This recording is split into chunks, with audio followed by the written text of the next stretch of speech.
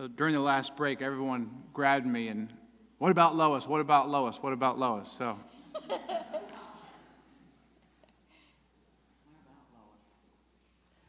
Is this working now? Oh, okay. This is so efficient, I don't even hear it, really. It's amazing. I don't feel that it's on. What about Lois? What about Lois? Two things I can say about Lois. First off, she was a very dapper lady. She would come up to High Watch even after Bill died, or sometimes without Bill before he died, because she loved it so much up there. And she would just want to be up there with us. It was wonderful. One night, we were at Bill's dinner, and Bill never bothered to go around and open the door for Lois. I mean, after all, she was his wife, you know. And a young gentleman came running from out of the crowd. We were all standing there together waiting for our cars, and this young gentleman went running up to the door and opened the door for Lois. And someday I expect to hear some speaker in AA say, I opened the car door for Lois Wilson once. We love those claims to fame, don't we? Lois was telling me that when AA first started, the men would be in their living room having meetings, and she'd be out in the kitchen with all the wives gossiping. And she said when Bill was sober 15 years, she got so tired of all the attention he was getting, and she thought, I deserve some attention. I put up with him all those years, and I'm putting up with him now in recovery. And she said, one night I got so resentful, I picked up a threw and threw it at him. I picked up a shoe and threw it at him. I think, it's a good thing I pay attention to what I say.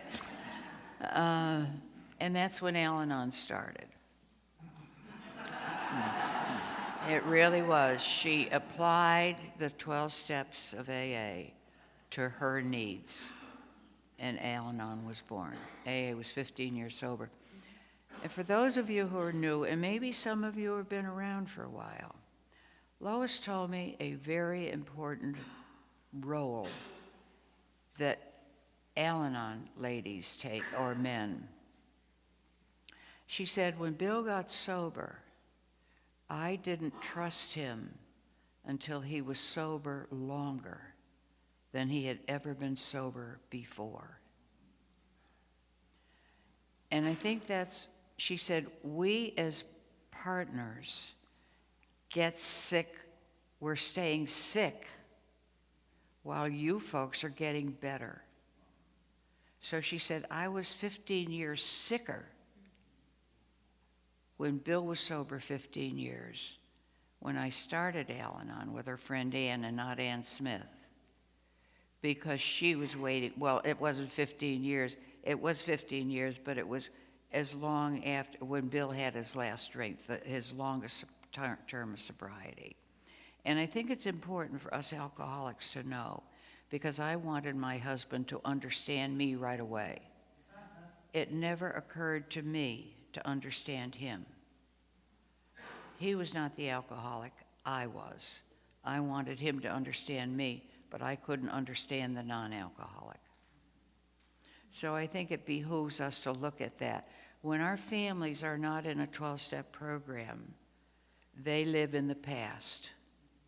And that is not any kind of criticism. They don't know how not to. I certainly didn't know how not to live in the past, and I can jump back there so quickly today. So let's have a little more understanding. If this area is anything like Connecticut, where I came from, or where I live in Florida now, you hear an awful lot of criticism of the partners who just don't understand, but that's all our self-centeredness. We don't try to understand them either. And that, Lois taught me that one. That's it. Was Marty Mann the first woman in AA? Was she what? Was she the first woman in AA? Was she person? Who was the first woman in AA? Oh, that was Florence in California. Okay. That's what And Florence did not stay sober. But Marty stayed sober until the very end of her life, I think. And my understanding is she had a drink or something. But Marty was the first person to stay sober a long time in AA. Yeah, and she she and Bill clashed a lot. They were two very strong personalities. And I think some are very important leaders, and they do an incredible job that way. And Marty really wanted families and the public to understand about alcoholism. She, with Bill's permission, broke her anonymity once, and they both realized it was not right. And they made a decision not to do that again. So Marty didn't leave AA for her own recovery, but she established the National Council on Alcoholism so that she could educate the general public about the disease of alcoholism. Though she remained sober and very active in AA, she was able to separate the two and did an excellent job of both. Yeah, sure. That anonymity is so important on the level of press, radio, TV, and internet now. We hear so much about, well, I remember going to Bill's dinner once, and they had a well-known speaker who was a well-known actress, and she had written her speech, and she was introduced with glowing terms to begin with, and she blasted Bill for not allowing her to use her last name in the level of press, radio, TV, or film. And it was so quiet afterward, the chairman didn't know what to say. And Dr. Jack came up in his beautiful style and said, let's have a seventh inning approach. But I think that we have to be very careful of our egos when it comes to when we use our last names and when we don't. Certainly not outside of the confines of AA. Bill suggested when we do PI work outside and talking with the general public, we use a false name. I use the name Jane anytime I've done any radio work. I use Jane when I'm on relay for my own home group. But within the confines of AA, Bill suggested that we use our last names. Otherwise, we're not in touch with each other. But outside of AA, yes, indeed, not to use our last names. That would be a break in tradition. Yeah. What is relay? When our intergroup office is closed, there is a live voice from 5 o'clock at night to 8 o'clock, 9 o'clock the next morning when the intergroup office opens, where anybody calls in, there is always a call. Some live person will answer that phone, direct them to 12-step work or meetings or whatever their question is. We try to answer it. And we have answers around somebody, live voice all the time, 24 hours, 7 days a week. Yeah. Mary Jane, that was a question for you. What was the hardest time in your recovery, and how did you get through it?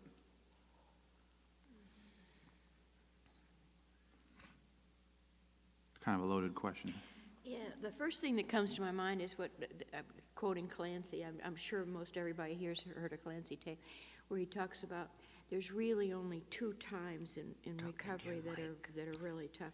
One is the first 6 months, and the other is all the time after that.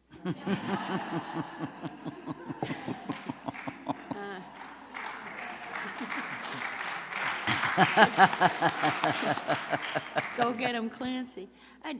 Geez, I don't know. I don't know. Because as I have made reference to, I think most alcoholics are either of the anxiety prone or the depression prone. Doesn't mean that's how you walk around every day or anything. But when you're not in good shape, you go in one you tend toward one or the other. And I have always tended toward the depression type. My maiden name was O'Connor. I come by this naturally. The Irish just have a black cloud over their head. My cousin, who was also Irish and an O'Connor, had a cushion that someone had made for him, and it was embroidered, and it said, "Our sense of tragedy will see us through the good times."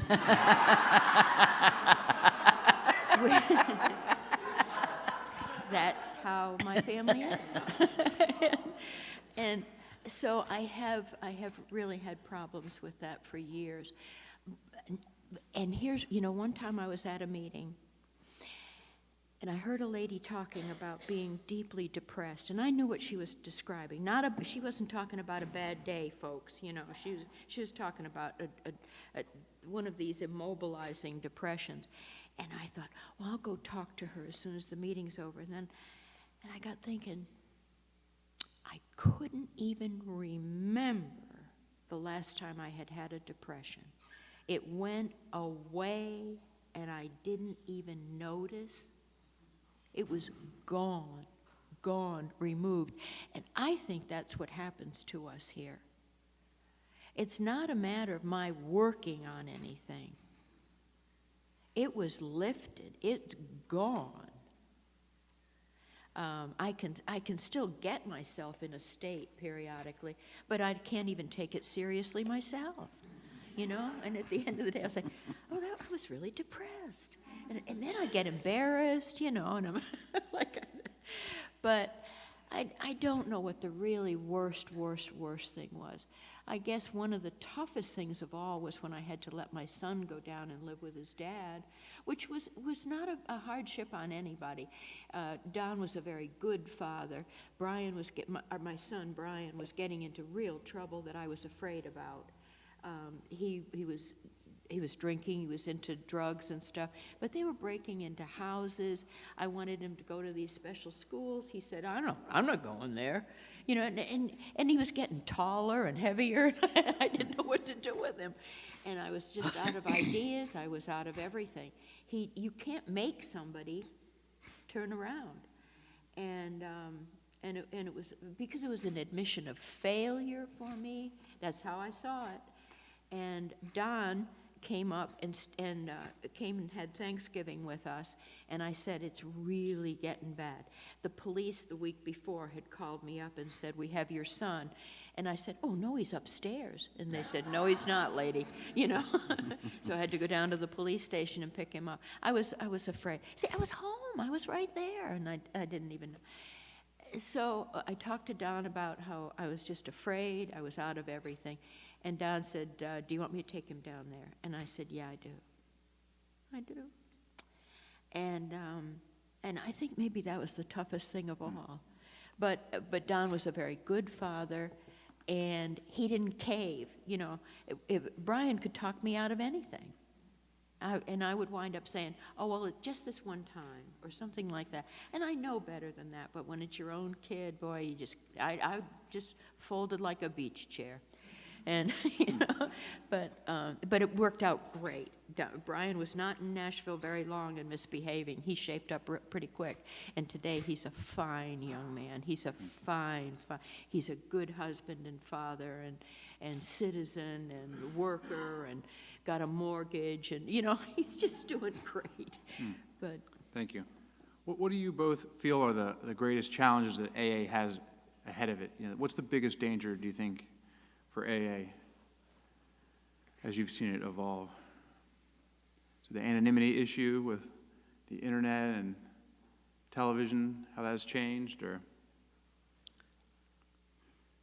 I think if we would violate tradition,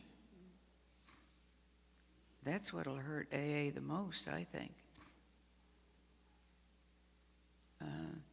Are not contributing financially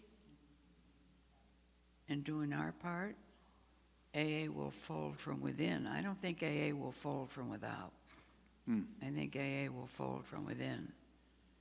And that was not Bill Wilson's quote, that was Bob Hitchens, who was that's right. manager of the office at the time. I don't know, what do you think, Mary Jane?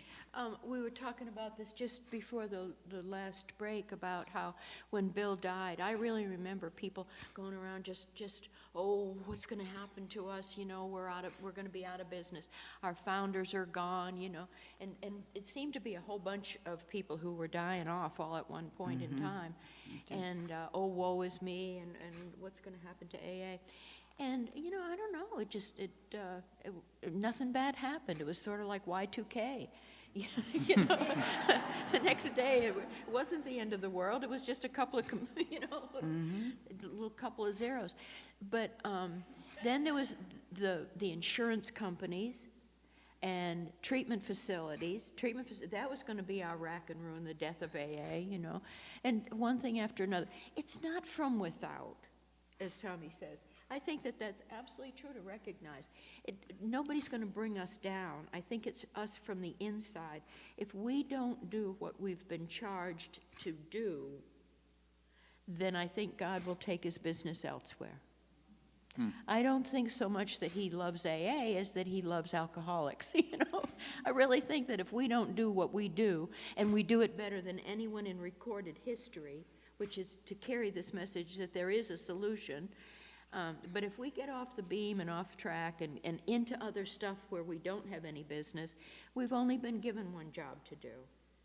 And if we get off in the weeds, I think that it would make it so that some other organization would maybe pick up the slack. But if we tend to our knitting and pay attention to what we're supposed to be doing, and I think that's always the thing, though, is get back to what's my job? What am I supposed to be doing on a daily basis? It's the tradition. Our singleness of purpose. Singleness of purpose. You know, we got a job, and it's important to do. Best paying job that I know of, because we're finding recovery. What better treasure than that? Tommie, can you share with us some of your experience with Chuck C? With Chuck C? Mm-hmm. Back in, well, I guess everybody knows who his son is. I'm sorry? Do they know who his son is? Tell us. I guess you all know that Chuck C is Richard Chamberlain's father. And all of Richard's life, his dad compared Richard with his brother Charles Jr. And he never measured up to him. And I was on the program chairman of the Connecticut Convention back in 1970 and had invited Chuck to come to Connecticut to speak. And Chuck was telling us, you know, these giants in AA, and certainly Chuck was a giant along with Clancy and a few others like that. And Chuck was telling us that, I don't know if you remember back when Richard's career turned to be a flop on Broadway. And he left the States and went over to London. And back then, and it was somewhere just prior to 1970, and Chuck realized that he owed his son an amend. And he took 6 weeks and went over to London to make amends to his son Richard. And that's when Richard's career turned around and was a success. And here was Chuck, with many years sober at that time, telling us of his need to continue to make amends when he realized that he had an amend to make. The other story that I have with Chuck loved my sponsor Hazel, and Hazel loved him dearly. They were dear friends, and when Hazel was in the hospital, Chuck called a lot, and I would be the telephone liaison because Hazel was not able to talk on the telephone. And we brought Hazel home one day. Well, it happened to be the 9th of September in 1971. And we knew that Hazel was in the terminal stage of her life. And I called Chuck, who was then in California. This was in Connecticut. And I said, Chuck, if you want to see Hazel, you better come east. And he got on a plane and flew east immediately. And he walked into Hazel's home, and it was in Southport. And somebody this weekend told me you were from Westport. And Chuck went in to see Hazel about 4 o'clock, the 9th of September. And he said to Hazel, we had gotten the hypodermic needles and the morphine that morning when we brought her home from the hospital. Never gave her a shot up to the time Chuck came. And he said to Hazel, if you will give me your pain, I will take it for you. And Hazel was able to surrender that to Chuck, and we never had to give her a shot of morphine. And she died the next morning, the 10th of September, at 2 o'clock in the morning. That was Chuck Chamberlain also, caring so much about the alcoholic, and especially a friend of his that was in AA. So I think it shows the two sides of Chuck, his coming to know himself and how he needed to make the amend to his son, and then to show as his caring, to come across the country, to see his friend Hazel and have her do that, and he was able to help her that much. It was an incredible experience to watch that happen. Mary Jane, you talked last night about the value of a sponsor going through the steps kind of a different way, as time is needed, and identifying a prayer and a promise and a principle with each step. Someone has asked you maybe give an example of that, in going through the steps. With the third step, what would be a promise and a prayer and a principle that you had found with a step? I probably wouldn't be able to fish one up off the top of my head, but that was beneficial with Marceline. She would make things new and fresh for me and give me new ways to look at things. And sometimes she would kind of bootleg stuff to me. I didn't even realize that she was trying to get across something. Like she would say, well, I know you know this, but when you're trying to help somebody new, here's another approach. And so I would see it as though I was going to be helpful to somebody else. But it was helping me. I was looking at it in a new light. I was getting a new angle, just a new way to look at things. The part where she had me going through to find a promise and a principle and a prayer, the thing when you come at things with fresh eyes, it's a whole new ballgame. It's pretty interesting and exciting. And sometimes there's more than one prayer in the reading, or more than one principle or something, but I found exactly the right ones. And when I finally got it all done and took it to her, she said, there aren't any wrong answers.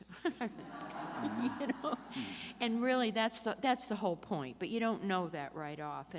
And the discovery and the opportunity to see things in a new light is the exciting part of it. And it is hard to keep things fresh and to help people wake up and be alive and alert to what we have. Because I am asleep at most meetings. And could and would if he were sought, huh? I'm zoned out. I'm writing my grocery list or something. And it is important for us to find ways to cause ourselves to wake up and be present and experience things all new. That's the joy of having a new person to work with. You have the opportunity to see all of this with a new appreciation for it, what this is that we've got here, new eyes, a new outlook on things. So you can trick yourself lots of times too in making it new and important for you. But for me, it's new people, but I really don't. I wish I could think of one right off the top of my head. But you can imagine just going through like We Agnostics. Just in that one chapter, all of the prayers, anything that's a hopeful thing, or we asked, or things like that, that's a prayer. And anything that I'm not running is pretty much of a prayer. But and anything that talks about our future life is a promise. Any hopeful statement. That's why a lot of people do have a problem with the promises on 84. This book is promises from one end to the other. It's filled with promises and prayers. Thank you. And principles. Someone wants to know, when did AA start giving out chips? And when did the practice of celebration meetings for someone's anniversary start? Yeah. And how do you feel about it? I don't know when it started. We did not honor personal anniversaries in Connecticut. You're off. In Connecticut, we didn't honor personal anniversaries at all because we felt it was getting back to personalities, not principles. And we also felt that it was too much for us emotionally because we're not very stable emotionally for a long time when we first get sober. You know, we aren't. We can't take the experience of feelings. And it's a lot of ego. So I never even picked up a medallion till I moved to Florida when I was sober 13 years. And then I felt I had to be there at least a year before I earned it in their eyes. So I picked up a medallion the first time when I was 14. But we don't have chips in our group. It's not part of AA. And we're pretty strict traditionists in our group. We do give out medallions now, but that's all. We don't even serve coffee. Actually, the group started in my home, and we weren't going to have coffee spilled on our carpet, you know. And we just kept that up as the group grew. But I don't know when it actually started. Do you do it in Connecticut now? Rhode Island. I thought I might have one of the things that came out from the General Service Office a few years ago, a background search on the history of medallions and stuff, and chips, and I don't have apparently with me, but sometimes I do. It's available from the General Service Office if you want the whole history of the thing. But I think that it just takes the focus off what we're about here. And I don't like the whole thing of personal, like, oh, you did it, congratulations, and all that. And for me, I get as much credit as I would get it for leaving a burning building, for God's sakes, you know? How brilliant of you to leave, you know? Jeez. And I don't feel like I deserve any credit or acclamation for stuff like that. And thanking AA, sure, but it just doesn't make any sense to me. And the part that is disturbing to me is when 20 minutes of an hour-long meeting is taken up with the chanting and the hoopla of getting a 4-month chip or a 19-month chip. What does that mean? I don't even understand the whole thing. But there really are all of these choreographed responses and participation things going on. I think that it trivializes the whole meeting. Sobriety is a big deal to me.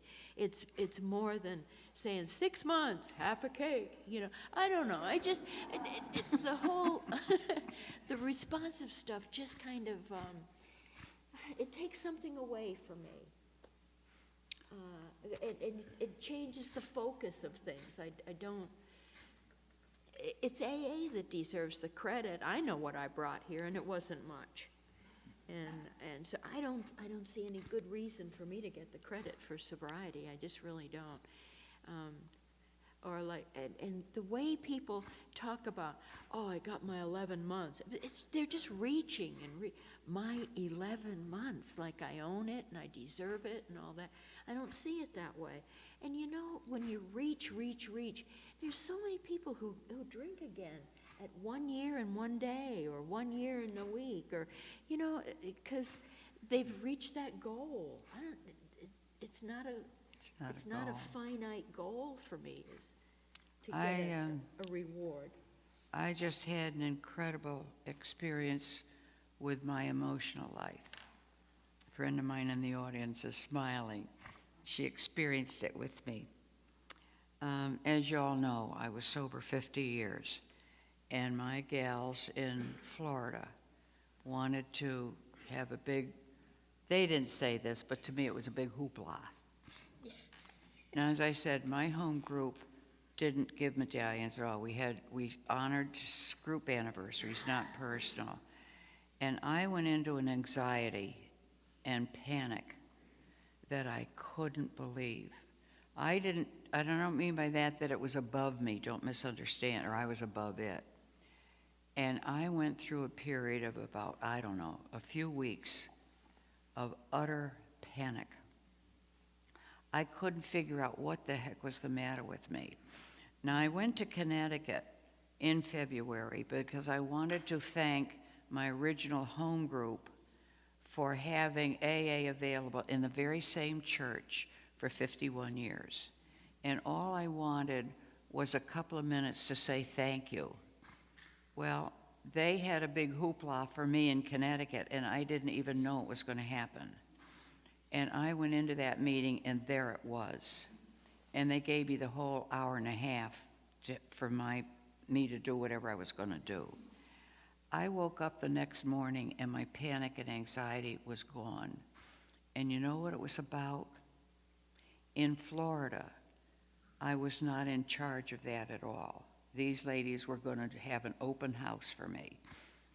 And the thing that bothered me the most, that was creating the panic and the anxiety, was not that I wouldn't be in control, because I wasn't, but my need to control shocked me. I couldn't believe it. And that's what that panic was all about, because they were going to do this thing, and they were going to have this, they were going to have that, and they were going to tape it, and they were going to they were going to have band. I go, whoa, wait a minute. For the same reason Mary J. Yeah, see, and she would laugh at me sometimes, and I said, well, you get to be 50. She's only 43.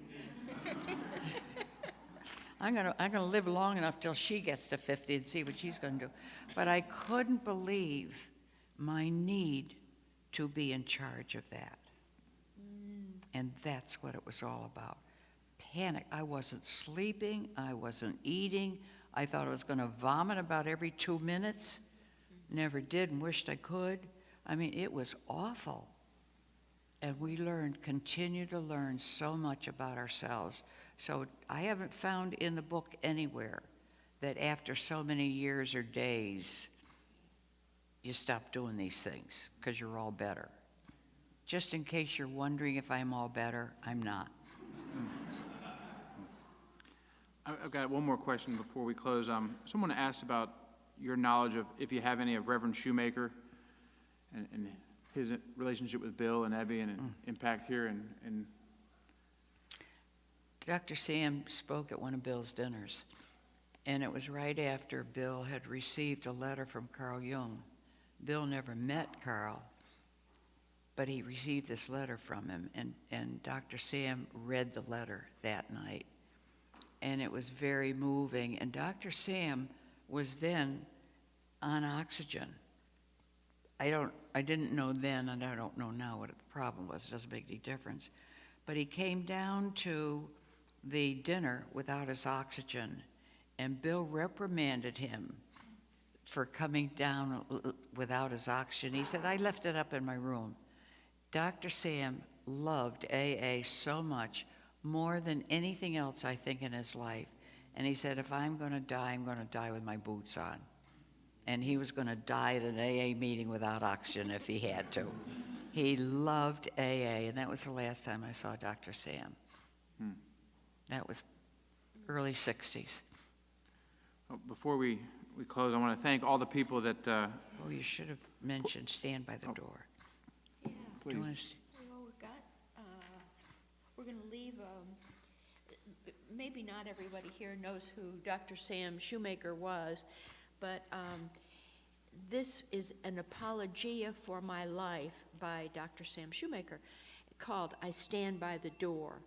And for me, it sums up the best that I know of the people in AA who keep an eye on the door for the new people coming in or for somebody a little shaky on their way out. But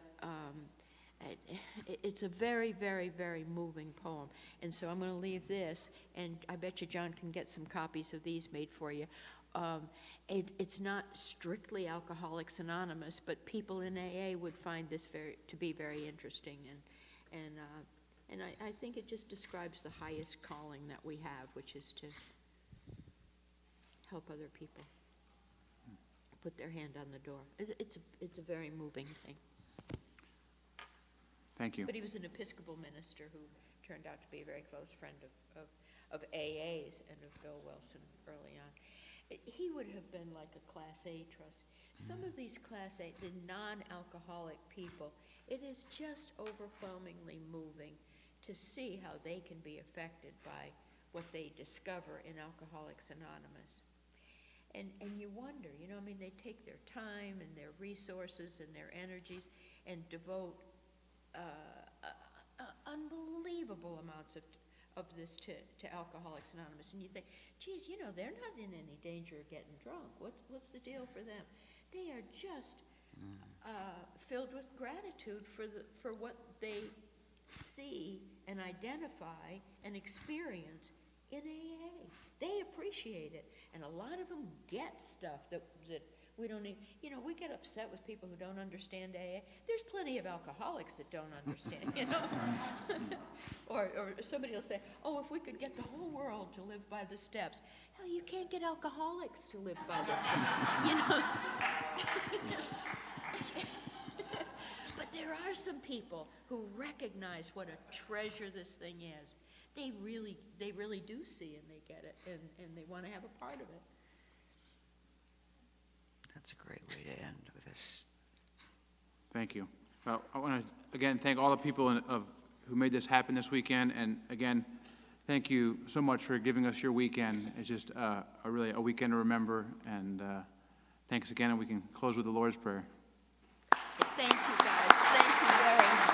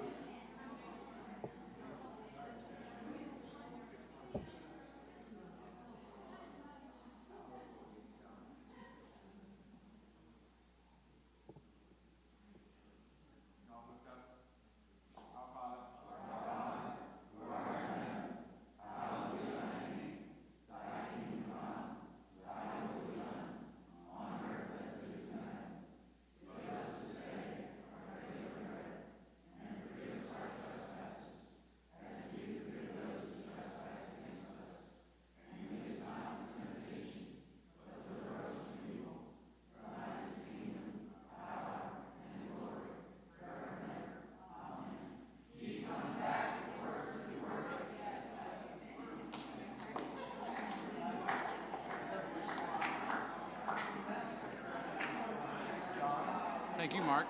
Awesome, dude. Great work. It was great, wasn't it?